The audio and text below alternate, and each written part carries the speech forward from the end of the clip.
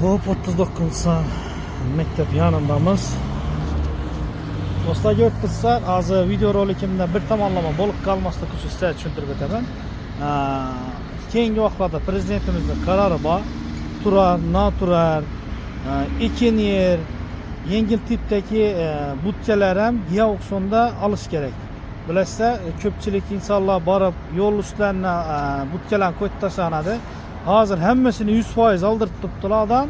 Maktab yonboshini shunday tashab turibdilar. Mana ko'ribsizlar. Shuning uchun bularni yomonlab bo'lib qolmayin.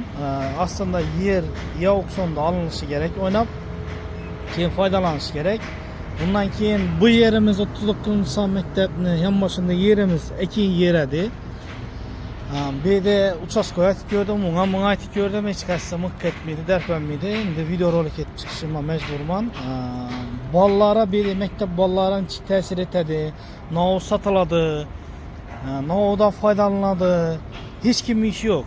Hokim, toza hokim geldi, toza prokuror geldi, toza ichki ishlar geldi. Hech kim indamaydi.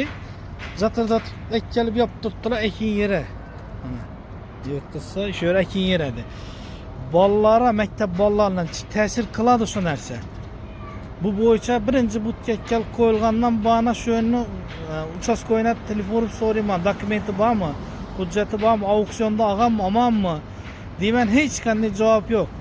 Toza hokimimizdan so'raymiz. Xo'p, auksionda olingandan tashqari maktab yonboshida tartibda foydalanish mumkin bu yengil tiplardan? Javoblarni kutib qolaman.